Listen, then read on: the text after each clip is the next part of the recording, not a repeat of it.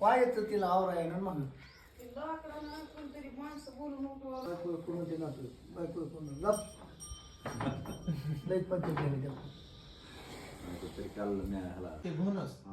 लाल ते 12 महिने तुम्ही अगं लाल ह्या गायचे केस बस बस बस तुरेचं असंच होतं बघा असंच लाल होतं इथं तुरेचं लालच होतं बाप्पाने मग पुन्हा खोबड्या उघडून बघितलं म्हणलं मी गेले म्हणलं बाप्पा महापूस करा जा